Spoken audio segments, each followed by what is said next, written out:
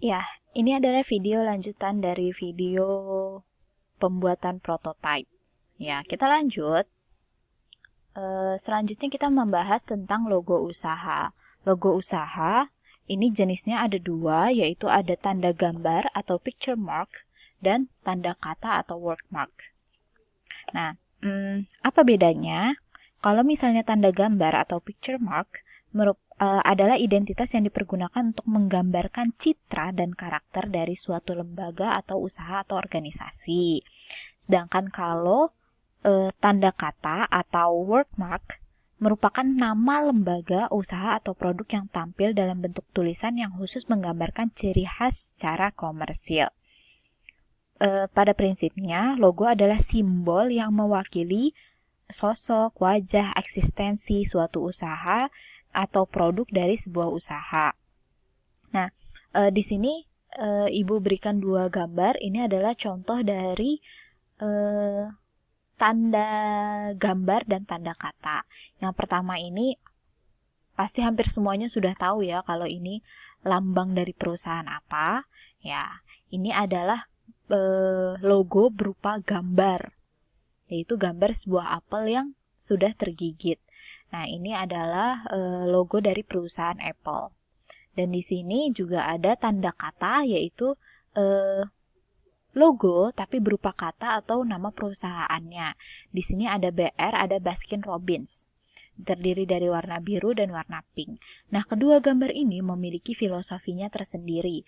Misalnya seperti yang mungkin pada umumnya sudah diketahui kalau Apple ini, perusahaan Apple ini, logonya itu berawal dari sebuah ketidaksengajaan, yaitu ketika lagi mikirin konsep tentang logonya, terus si pembuatnya itu lagi memakan apel dan menggigit sebuah apel, terus habis itu kelihatan tuh bentuk apel yang terdigigit, maka jadilah itu menjadi sebuah logo dari perusahaan Apple.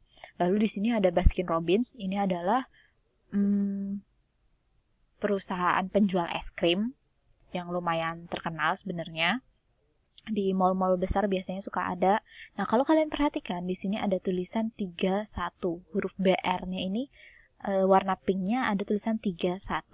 Nah, di sini maksudnya adalah ternyata nggak asal-asalan nih. 31 ini memiliki makna, yaitu mereka menyediakan 31 varian rasa es krim yang dijual di tokonya atau di perusahaannya. Begitu. Jadi pembuatan logo ini memang menggambarkan produk atau menggambarkan perusahaan dari si pemilik logo tersebut.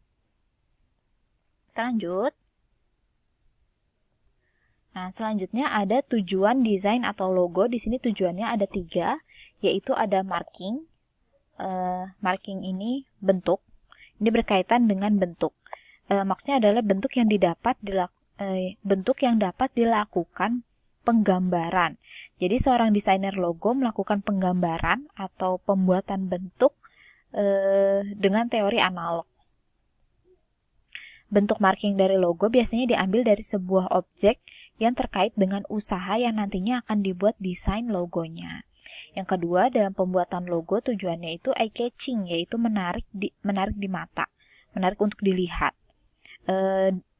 Desain logo itu harus memiliki nilai tambah dan harus lebih dari cuma sekedar menarik untuk dilihat.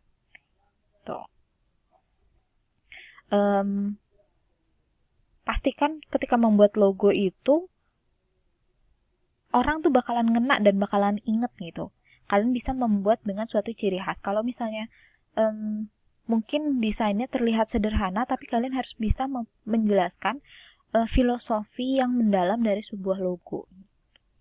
Yang ketiga adalah tujuan dari desain logo itu untuk tren. Perkembangan desain logo akan sangat dipengaruhi oleh tren dan perkembangan zaman. Seperti tren dalam dunia seni, teknologi atau bisnis usaha, maka tren dalam logo ini seringkali mewakili sisi dinamis dari bentuk atau lambang yang diambil oleh seorang wirausahawan. Nah, ini adalah contoh dari logo yang menurut Ibu mewakili tujuan dari desain logo ini. Ini menurut Ibu bentuknya menarik dan enak dilihat, dan dia bisa mengikuti perkembangan zaman. Ini adalah logo dari Carrefour. Nah, ini bisa dilihat ya, ternyata nih warna putih yang di sini adalah huruf C, yaitu awalan untuk si Carrefour itu gitu. Tapi kalau dilihat di sini kalau misalnya tidak fokus ke bentuk huruf C-nya, di sini pun warna merah dan warna birunya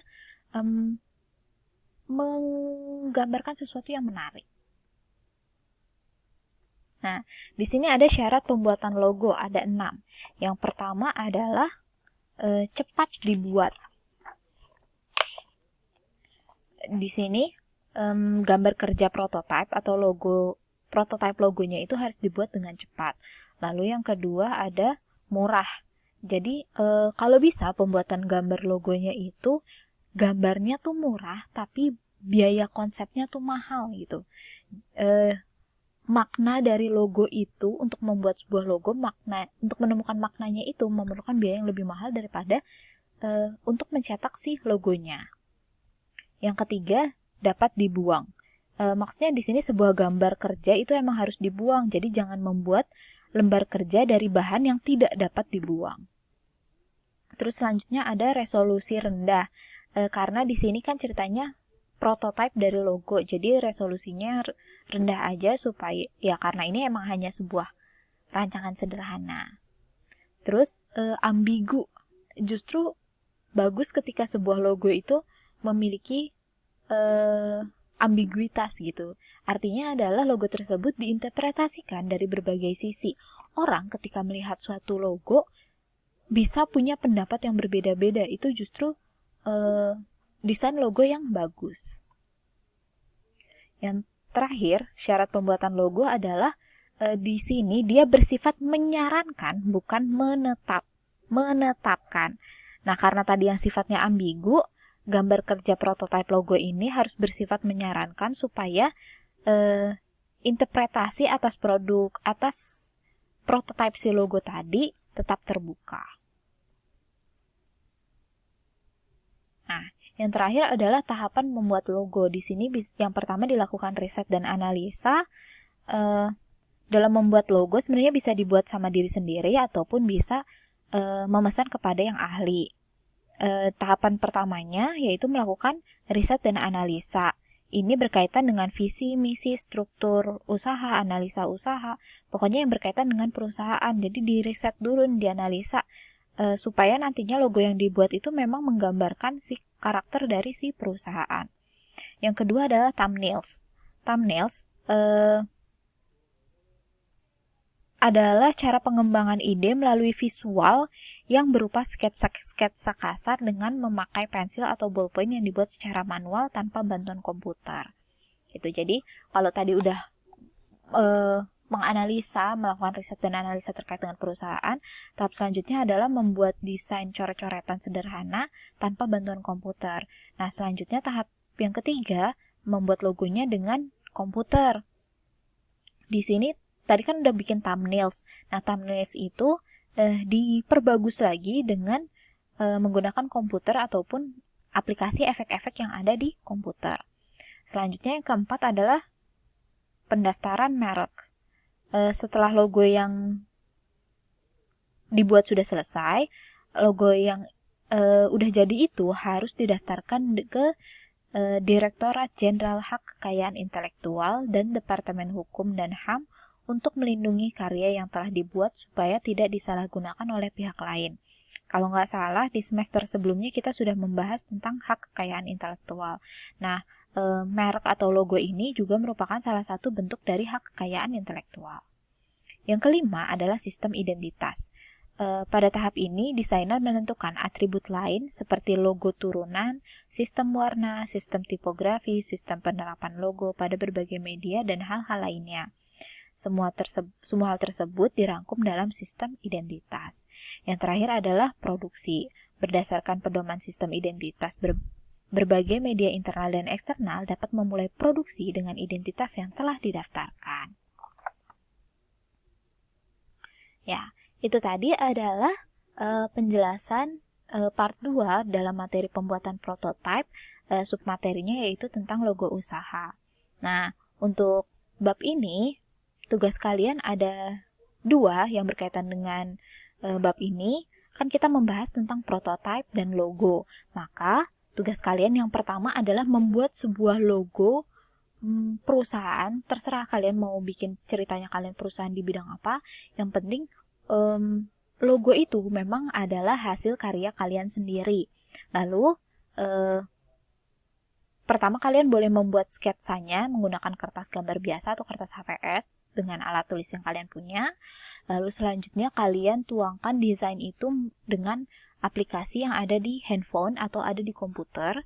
Kalau sekarang kan udah canggih ya, nggak cuma di komputer, tapi kita bisa bikin logo perusahaan melalui aplikasi yang ada di handphone.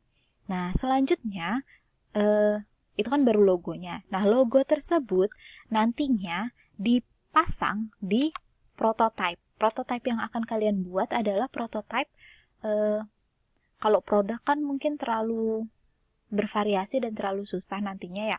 Jadi yang perlu kalian buat adalah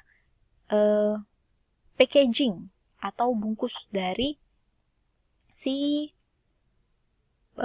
barang gitu. Jadi terserah kalian mau barangnya ceritanya apa. Yang penting kalian membuat bungkusnya atau bag kantongnya. Lalu di kantong tersebut diberikan tempelan dari logo perusahaan kalian gitu. Ini tugas individu ya. Nanti di postingan selanjutnya di Google Classroom, Ibu akan berikan contoh dari tugas yang harus kalian kerjakan. Demikian untuk pertemuan hari ini. Semoga bisa dipahami. Kurang lebihnya dari Ibu mohon maaf.